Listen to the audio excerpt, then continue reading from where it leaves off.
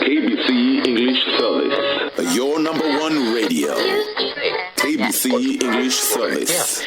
It's another interesting Monday morning where we link up with David Matsanga, our top panelist on the show, Chair Pan-African Forum, to give his thoughts and opinions on what has been happening, the trending headlines and the expectations going into the week. Of course, this particular morning, it's so sad that, iconic actor Charles Bukeko, also known as Papa Sharandla, has been laid to rest in compliance with, COVID restriction measures. But of course, I know David Matsanga is a man who's crisscrossed not only Kenya, but even beyond our borders, and he might have come across Papa Sharandla. Good to speak to you, sir. Very good morning. What's good? Thank you very much. Good morning, KBC, and good morning, all the listeners of KBC in East and Central Africa and wherever it is in the world. Thank you very much. Yes, it is true. I have come across Papa Sharandla many times. Those days, about 3 years ago, we used to meet in one of the joints in a town in where I had a share in one of the club in Dolce. And he's a very good rumba dancer. Apart from being a comedian, he's also a very good dancer. He was a good dancer of rumba. And we all like rumba. And I used to to give him VIP treatment in those days, 3 to 4 years ago, before we sold that club to other people in town who are running it today. Since then, I have not come directly. For almost 3 years, I have not come directly with him, but I follow his program. I like his sense of, I used to like his sense of humor. It is still stuck in my head.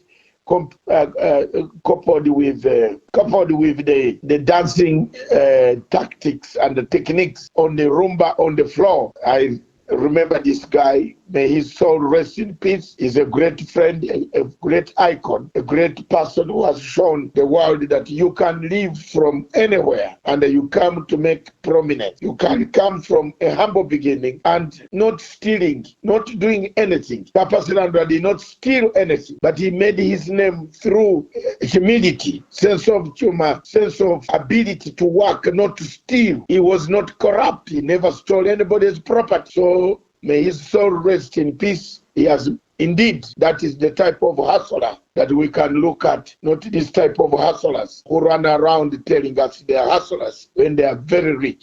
Indeed, our message of condolences to the bereaved family of Mr. Charles Bukeko, also known as Papa Sharandla, being laid to rest this particular morning. A very jovial man, very humorous indeed, and quite a fantastic professional. Of course, may his soul rest in peace. Away from that, COVID numbers, they keep increasing day in, day out. Now, Kenya is recording over 600 plus in terms of positive cases in the last 24 hours. That means that approximately on daily basis, 600 patients are confirmed to have tested positive from samples taken in various laboratories in several parts of the country. Are we headed to another lockdown? We talked about this last week, but now the curve is not getting flattened. This is the time when the numbers should be high, that as predicted by the sampling.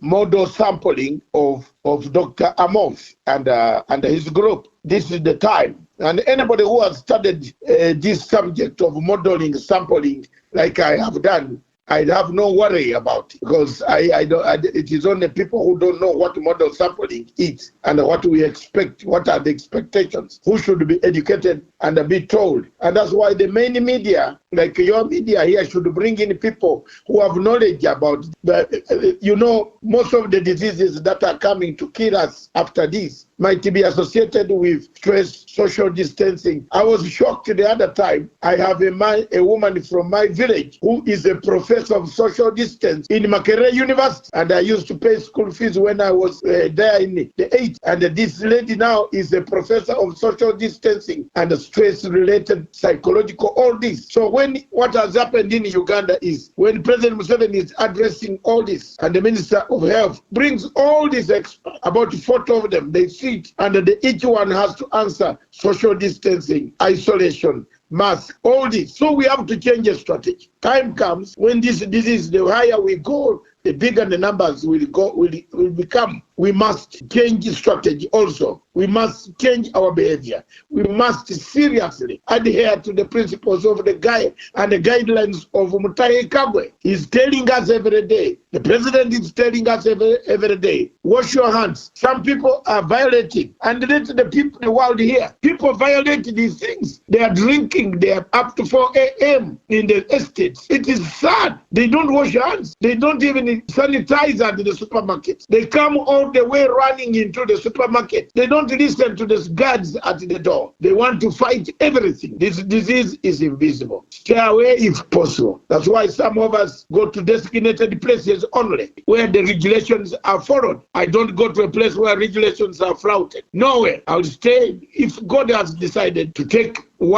me or what, it is over. That is what it is. But I cannot allow myself to be a victim when I know I can prevent it. Why can't the people prevent this? Why can't the people wash hands? Why can't the people distance? Why can't the people wear masks? Masks have become another, a thing of decoration on people's heads. Let's not have decoration. Let's have a way to prevent this disease. Someone makes a very good mask and puts his name here, that I am the king of the kings of the jungle. And he's walking around. It is also, it's going to be very harmful if you have a mask and you don't use it. Let's speak a little bit about politics before I let you go, because you have to attend to other programs elsewhere. Caleb Kositani, Assistant Secretary General of the ruling party Jubilee, has launched a scathing attack on the top management of the party for allegedly embezzlement of resources, financial impropriety at the Parklands-based office, and, massive looting. And he says that's why they have been sidelined from the operations of the party.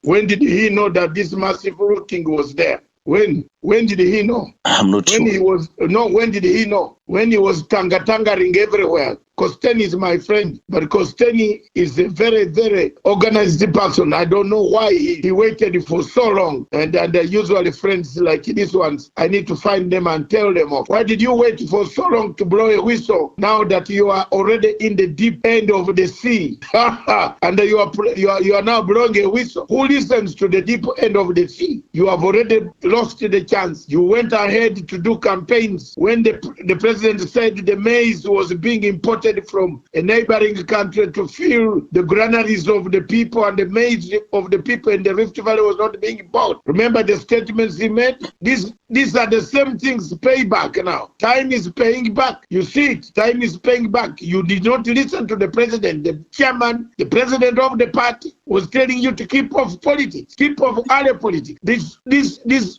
post-elections in Kenya will go nowhere. It will be there. The dates will be there. You will have your time. If you do very well now as a Jubilee party, you will win in the future. If very early in the morning, why did you spoil your chances? Why do you go on bickering amongst yourselves? I don't know what's wrong with ruling parties in Africa. They go and kill themselves, then come back to resurrect. It is sad that such things have happened to a party that I'm not a member, but a friend too. A party that I worked hard to campaign freely as a friend to make sure that they win an election. It is sad that this has happened. And if there was money lost, why did he wait for so long to blow a whistle now that he is out? Pleasure speaking to you. Comprehensive report from Dr. David Matsanga, Chair Pan-African Forum, policy analyst, political commentator, talking to us this particular morning to give his thoughts on the trending headlines from COVID, politics and other issues. Thank you for talking to us. Always an honor. Good day. Thank you very much. Always support President Uhuru Kenyatta in his drive against corruption, in his legacy, to leave a legacy of a united Kenya. The legacy of a united Kenya will help this country and will help Africa.